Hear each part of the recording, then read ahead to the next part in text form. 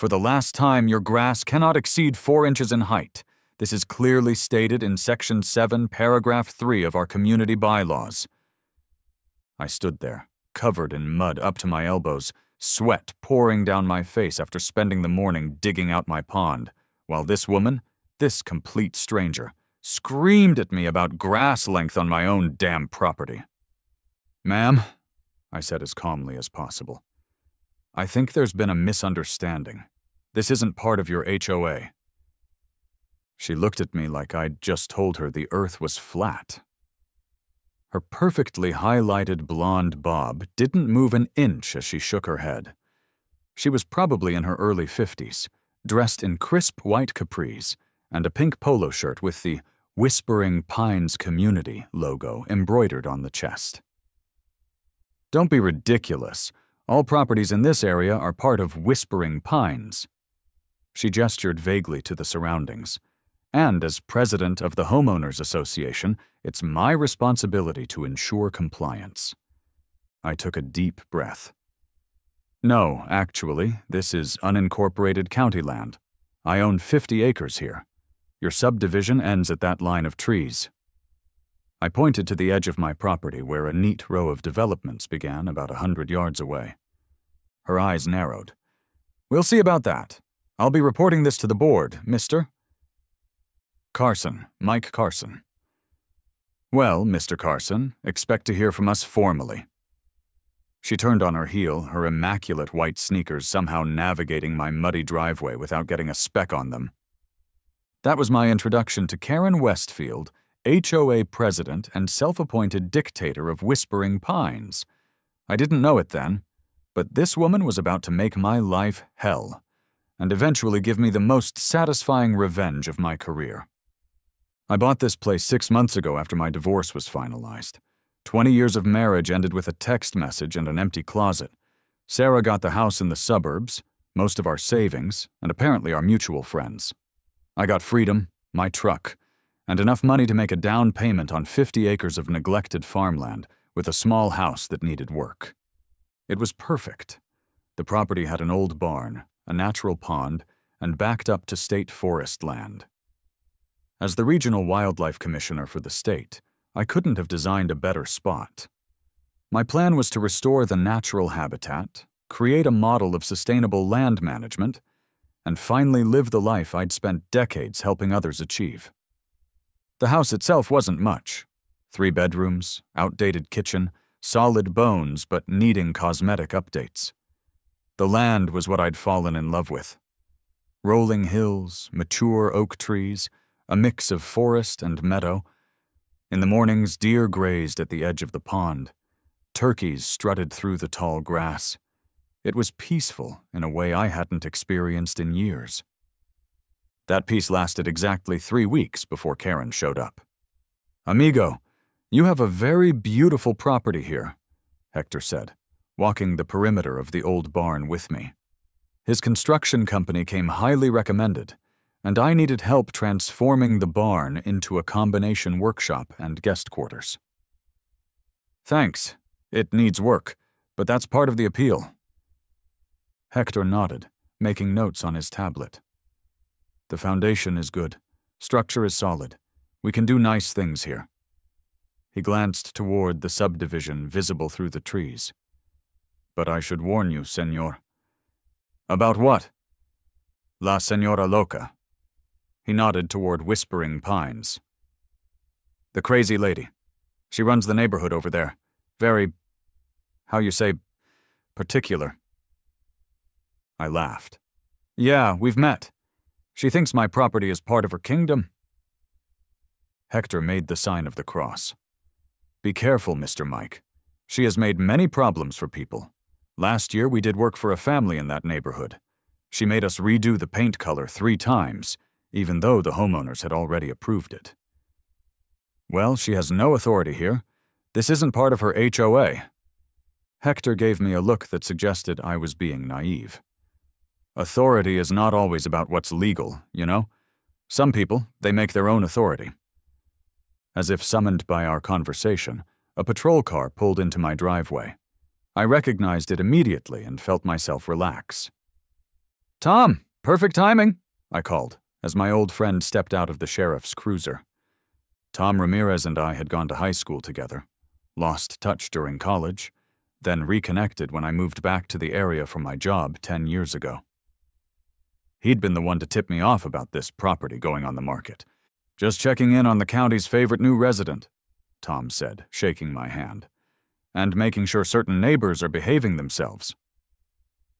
I introduced him to Hector, and they chatted briefly about the barn renovation. After Hector left to get started on estimates, Tom's expression turned more serious. "So you've met the dragon lady, huh? Is there anyone who hasn't?" Tom laughed. "Karen Westfield is responsible for about 30% of our calls, noise complaints, parking violations, suspicious persons, which usually means someone walking their dog who doesn't live in the neighborhood. She seems to think my land is part of her HOA. Yeah, about that." Tom leaned against his cruiser. "You might want to put up some no trespassing signs. Make it official. Karen has a history of expanding her jurisdiction." "Seriously? It's 50 acres. There's a clear property line." "Just trust me on this one. I've seen her in action for 3 years now. Document everything." I thought he was being dramatic. I was wrong. I started keeping a Karen log on my phone. 26 violations in 3 weeks. My personal favorite was improper storage of tractor. Must be kept in garage. I don't even have a garage. Every few days, I'd find a new notice taped to my door or mailbox. Warnings about my unregistered bird feeders, citations for unauthorized wildlife habitats, complaints about the natural grasses I was cultivating to prevent erosion. I called the county clerk and confirmed what I already knew. My property was completely separate from Whispering Pines. I owned 50 acres of unincorporated county land that happened to border their precious development. It said so clearly on my deed. I tried being polite. I tried explaining. I even printed out county maps showing the property lines and left them in my mailbox with a note asking her to please respect the boundaries. The next day, I found the maps torn up on my driveway. That's when I installed security cameras. Hector and his crew became invested in the situation. They'd show me footage from the cameras when I got home from work. "Senor Mike, she came by twice today," Hector reported one evening. "The second time she was measuring your front steps with a tape measure. My cousin Alejandro asked what she was doing, and she said all steps must be uniform height for safety codes." I laughed, despite my frustration. "Did you tell her she's trespassing?" "Of course. She said as HOA president she has inspection rights." Hector shook his head. "This lady, she needs a hobby." "Or medication," I muttered. The barn renovation was coming along nicely, at least. Hector's crew worked efficiently, and I was looking forward to having the space finished before winter.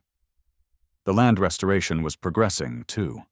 I'd planted native grasses in the eroded areas, created brush piles for small mammals, and started rehabilitating the pond's ecosystem. I was feeling good about the progress when everything escalated. I came home from work on a Tuesday to find unfamiliar trucks parked at the edge of my property. As I pulled up, I could hear men's voices and what sounded like equipment being unloaded. Following the sounds, I walked toward the back meadow and stopped dead in my tracks. 3 men in camouflage were setting up hunting blinds. Each carried a rifle. "Excuse me," I called out, keeping my voice steady despite my racing heart. "This is private property." The men turned, looking surprised, but not particularly concerned. The oldest of the group, a gray-haired man, probably in his 60s, approached me. "You must be new around here. We have permission to hunt this section of the HOA land. Have for years." "This isn't HOA land," I said firmly. "This is my private property. 50 acres, starting from the road all the way back to the state forest line." The men exchanged glances. "That can't be right," said a younger guy, maybe 30. "Karen said this was community property designated for controlled hunting." "Karen? Karen Westfield?" The older man nodded. She's in charge of the HOA, gave us written permission just yesterday. Said the deer population needed management. May I see this permission? The younger hunter pulled out his phone, scrolled for a moment, then handed it to me. There it was. A text conversation with Karen Westfield, clearly directing them to my property, complete with a crude map showing them how to access the community's wildlife management area from a service road. My land. She was sending armed men onto my land. I took a deep breath. Gentlemen, I'm afraid you've been misled. I'm Mike Carson, and this is my private property. I'm also the wildlife commissioner for this region, and I can assure you there's no authorized hunt here. Their expressions shifted from confusion to embarrassment, and then, worryingly, to anger, though not at me. She told us this was legal, the third man said. We checked with her specifically because we saw your no hunting signs. She said those were old and didn't apply anymore. I put those signs up 3 weeks ago. The older hunter shook his head. Damn it, we could lose our licenses for this. He looked me in the eye. Sir, we had no intention of trespassing. We're legal hunters. We follow the rules. I believed him. I understand. Pack up your gear, and we'll consider this a misunderstanding. But I'd appreciate if you'd forward me those text messages. They agreed readily, clearly relieved I wasn't calling the authorities immediately. As they gathered their equipment, I pulled out my phone and called Tom. Hey, it's Mike. You're not going to believe what just happened. Tom arrived in his official capacity, though he brought beer, which I suspected wasn't standard procedure. He took statements from me and documented everything while we sat on my porch.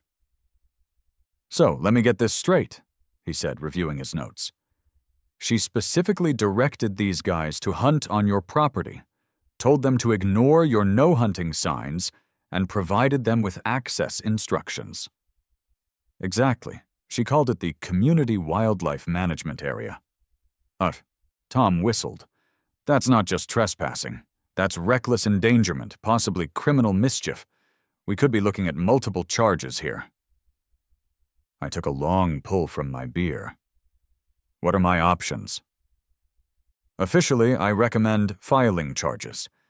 This isn't a misunderstanding anymore, Mike. She sent armed men onto your property. Someone could have gotten hurt or killed. And unofficially? Tom clicked his pen closed. Unofficially, I'd pay good money to watch you put Karen in her place. He took a swig of beer. But whatever you do, document everything. If you want to try talking to her first, I respect that. Just be careful. After Tom left, I sat on my porch for a long time, watching the sunset over my meadow, thinking about how differently this day could have ended. Someone could have been shot. Wildlife could have been illegally killed, all because Karen Westfield couldn't accept that her authority had limits. It was time to have a direct conversation. The Westfield house was exactly what I expected, the largest in Whispering Pines, with pristine landscaping and a pretentious brass plaque by the door reading, "The Westfields, Est 2005. I rang the bell and waited, rehearsing what I would say. The door opened to reveal a thin, nervous-looking man with thinning hair and glasses. He seemed startled to see me. "Can I help you?" he asked, his voice surprisingly soft. "I'm Mike Carson. I own the property adjoining Whispering Pines. I need to speak with Karen regarding an urgent matter." Recognition flashed in his eyes, followed by something that looked remarkably like fear. "Oh, yes, I'm Gerald, Karen's husband." He hesitated. "Is this about the hunting situation? One of the hunters is my cousin. He called me very upset." "Yes, it is. Is Karen home?" Gerald glanced over his shoulder before stepping slightly outside, lowering his voice. "Listen, Mr. Carson, I want to apologize. I had no idea she had done that.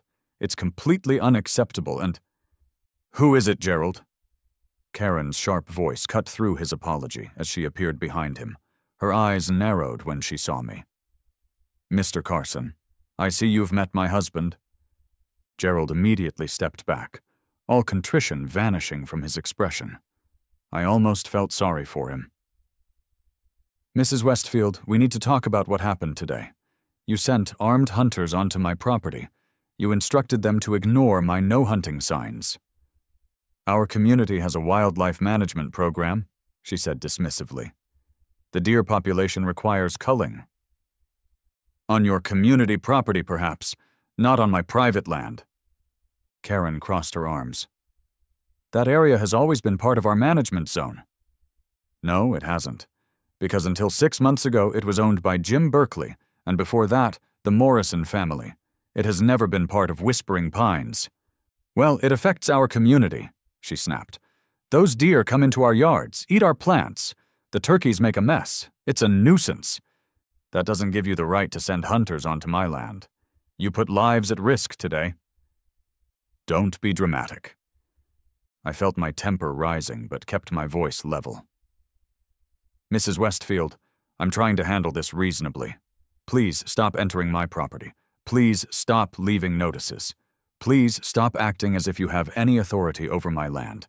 If this continues, I'll be forced to take legal action." Something in her expression changed. A flash of calculation replaced the dismissiveness. "Are you threatening me, Mr. Carson?" "I'm setting a boundary, one that legally already exists." Karen's face turned the color of a traffic cone. "Those animals are coming from your property and threatening our community. If you won't handle it properly, I'll find someone who will. If you send anyone else onto my property, I will press charges for trespassing and reckless endangerment." "We'll see about that. I have connections in this county you couldn't imagine." She stepped back. "Gerald, close the door. We're done here." The door shut in my face before I could respond. I stood there for a moment, processing what had just happened. Karen wasn't just difficult. She was delusional and dangerous. The next morning, I started researching everything I could find about Whispering Pines HOA, their bylaws, and Karen Westfield. It didn't take long to discover I wasn't Karen's only victim. A quick search on the local community Facebook page for Whispering Pines HOA brought up dozens of complaints, most carefully worded to avoid naming Karen directly, but obvious nonetheless. I reached out to a few current and former residents, and the stories poured in. Karen had forced one family to remove a memorial garden for their deceased son because it used non-approved plants. She'd threatened an elderly resident with daily fines until he removed the ramp he needed for his wheelchair. She'd even called animal control on a family's service dog for excessive barking, though multiple neighbors confirmed the dog was exceptionally quiet. But most interesting was what I found in the public county records. 3 years ago, the HOA had attempted to annex the very land I now owned, claiming it was abandoned property that posed environmental and safety risks to the community. The petition had been denied because the land was, in fact, owned by Jim Berkeley, who had been in a nursing home at the time. Karen had been trying to expand her kingdom long before I arrived. I also discovered, through careful review of their published financial statements, that the HOA had been spending an unusual amount on environmental management, nearly $30,000 last year alone. For a community of their size, with minimal common areas, that number made no sense. By the end of the day, I had a stack of evidence that would make a district attorney salivate, a list of allies who hated Karen as much as I did, and the beginnings of a plan that would make a 5-star general proud. But first, I needed to understand the actual wildlife situation. As wildlife commissioner, I had a professional obligation to assess any legitimate concerns. So the next day, I conducted a proper survey of both my property and the borders of Whispering Pines. What I found was enlightening. Yes, there was a healthy population of deer and wild turkeys, exactly as there should be in this habitat. They occasionally wandered into the subdivision, particularly those homes on the perimeter, attracted by ornamental plants and gardens. This wasn't a nuisance situation, it was humans encroaching on natural wildlife corridors. However, I did find evidence of actual problems: improper waste disposal attracting raccoons, poorly designed drainage systems creating mosquito breeding grounds, and most concerning, what appeared to be poison bait stations placed near the property line. On my side, I was sitting at my kitchen table, surrounded by maps and wildlife surveys, when it hit me. The law was actually on my side. Not just property law, but wildlife management regulations. The very regulations I was paid to enforce. My phone rang. It was Hector. "Senor Mike, we've poured the new foundation section today. Looks good. But listen, something strange happened. A county inspector came by, said there was a complaint about our permits." "Did we have the right permits?" "Of course, I triple-checked everything." He verified and left, but he said the complaint came from, let me guess, Karen Westfield. "Say, the same," I sighed. "She's escalating, Hector." "My cousin Eduardo. He works for the Perez Brothers Landscaping Company. They do many houses in Whispering Pines. He says this woman, she is making enemies everywhere. Last week she fired their company from 3 houses because they used the wrong mulch. Not wrong for the homeowners. They were happy. Wrong for her. Sounds about right. In my country, we have a saying: the best revenge is to live well and then destroy your enemies with bureaucracy. I laughed. "Hector, I think you just gave me an idea." Over the next week, I accelerated my plans for the property. Hector's crew worked double time on the barn renovation. I installed more security cameras, properly marked my property boundaries with official signs, and documented everything meticulously. Then Karen made her biggest mistake. My phone rang at 7 a.m. on Monday. It was my director. "Mike, what the hell is going on? I've got the governor's office calling me about some wildlife terrorist in Cedar County." I sat up in bed, instantly awake. "I'm sorry, what?" "Someone named Karen Westfield has filed formal complaints with our department, the county board, the state environmental agency, and apparently her cousin who works in the lieutenant governor's office. She's claiming you're harboring dangerous animals, creating environmental hazards, and using your position to threaten and intimidate local citizens." I couldn't help it. I started laughing. "This isn't funny, Mike. These are serious accusations." "I know, sir. I apologize. It's just so absurd." I quickly explained the situation. My property, Karen's HOA delusions, the escalating confrontations, and the Hunter incident. There was a long pause. "So this is a boundary dispute with your crazy neighbor?" "In essence, yes." Director Wilson sighed heavily. "For Christ's sake, I canceled a meeting for this." Another pause.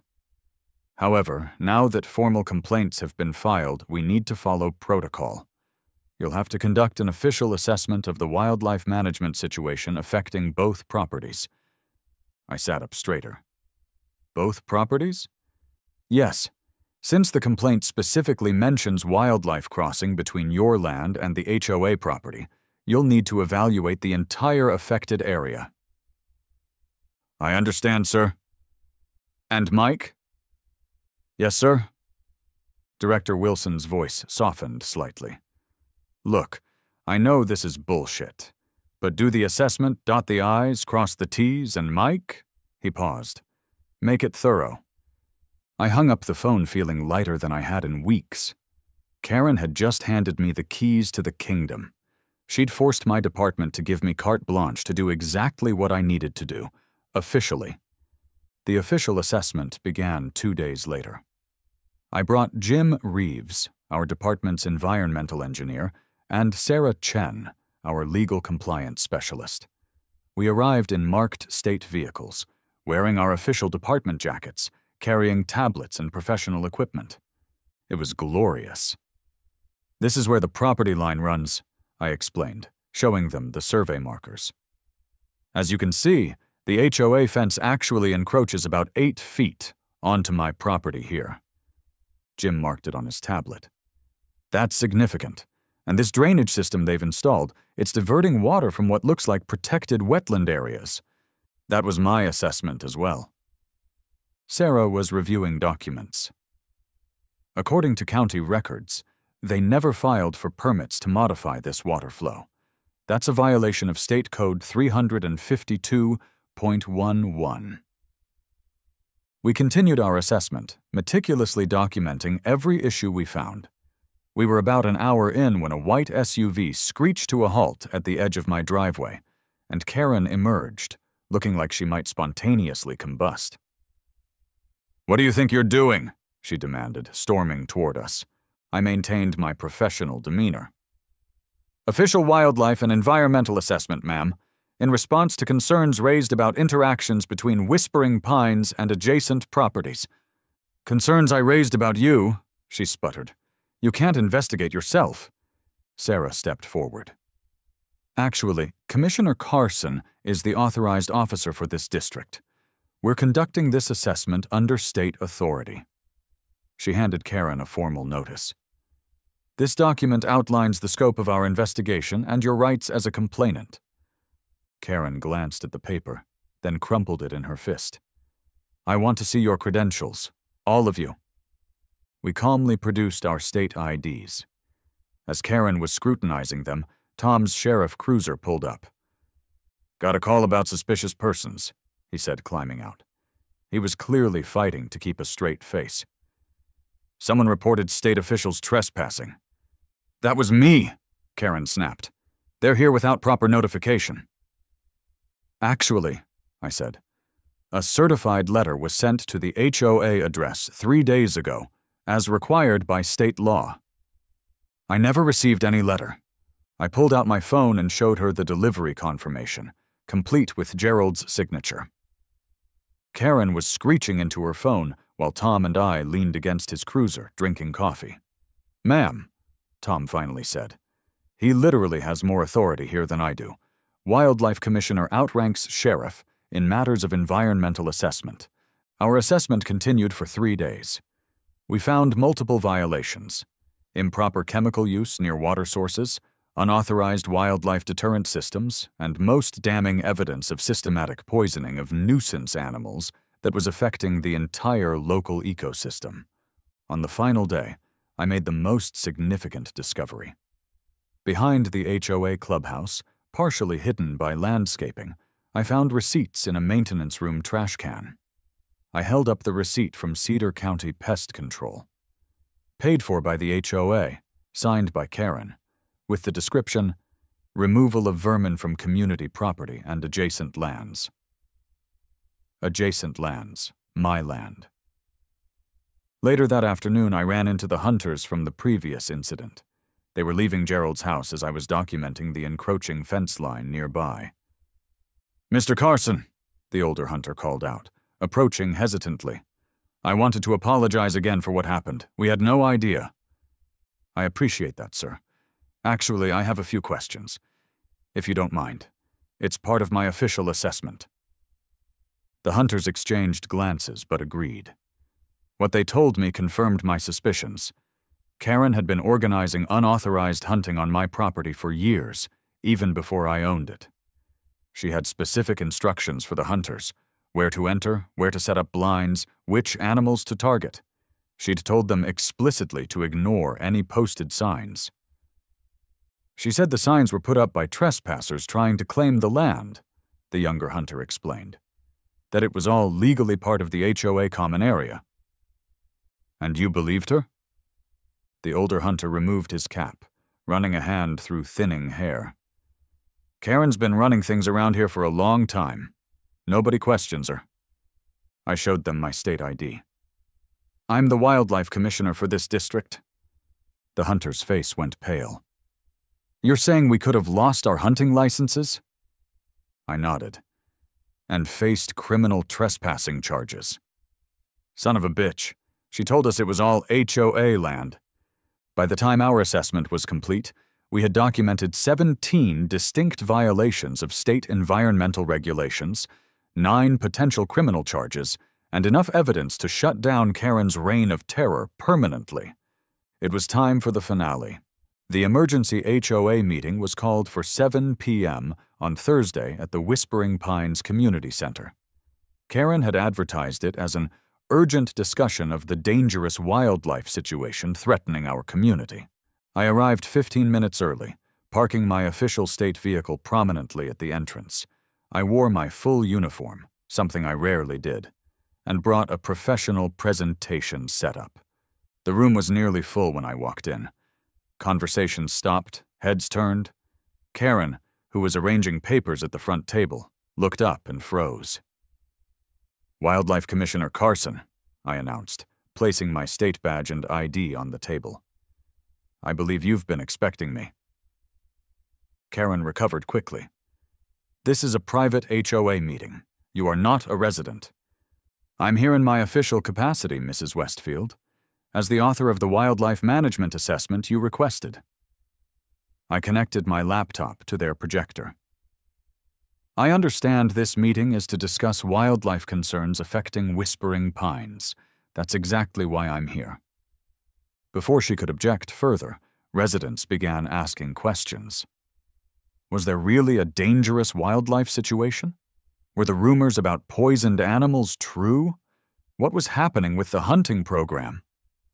Karen tried to regain control, but it was too late. The residents wanted answers, and I had them.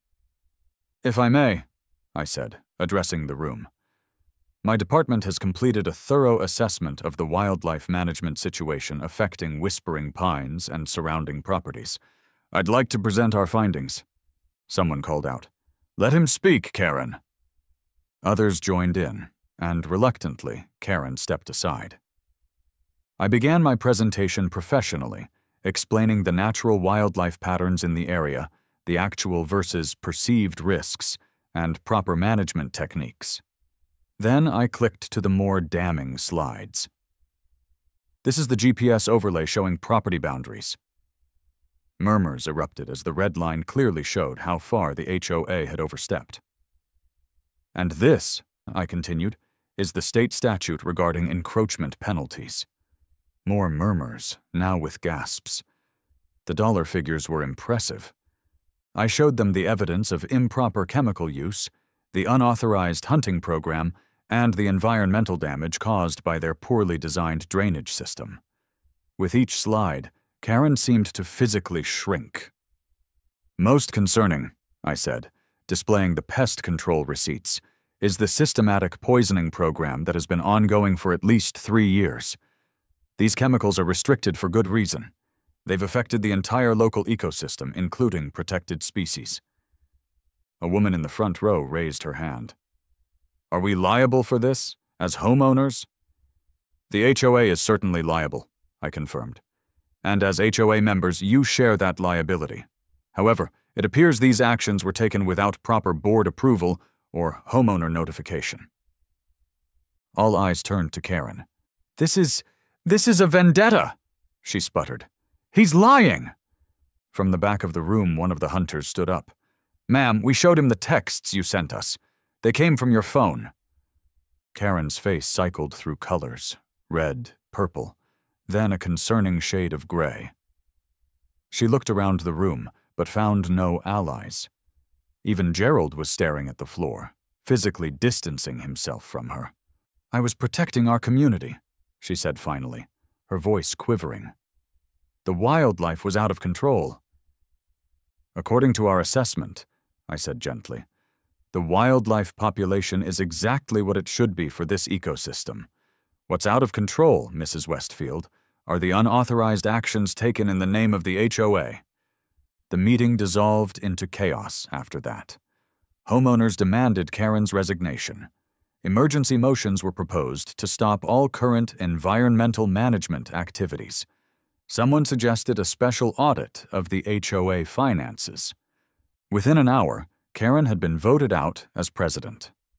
An interim board was established, with Gerald surprisingly stepping up to help with the transition. After the meeting, Gerald approached me in the parking lot. "I want to apologize," he said quietly. "And thank you. 15 years I've been living with that." He glanced toward Karen, who was being consoled by her one remaining ally. "You've freed 48 households with what you did tonight. Will you be okay?" I asked, genuinely concerned. Gerald smiled for the first time since I'd met him. "I filed for divorce last week, found an apartment in the city." He extended his hand. "Thank you, Commissioner." 6 months later, my property had transformed. The barn renovation was complete, creating a beautiful guest house and workshop space. The natural habitat restoration was showing remarkable progress. Native plants flourishing, wildlife thriving, the pond ecosystem balanced and healthy. After Karen and Gerald sold their house and moved away, separately, the new HOA leadership approached me about establishing a proper relationship. We created a community education program about local wildlife, installed appropriate fencing that respected property boundaries, and developed a sustainable management plan that benefited everyone. On a warm Saturday evening, I sat on my new deck with Hector and Tom, watching the sunset over the meadow where deer grazed peacefully. Hector raised his bottle. "To boundaries," he said. Tom grinned. "To karma."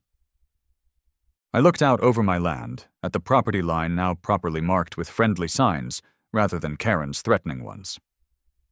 "To starting over," I said, "and getting it right this time." In the distance, a family of turkeys strutted across the meadow, completely unconcerned about property lines or HOA regulations. Nature, as always, had the last word.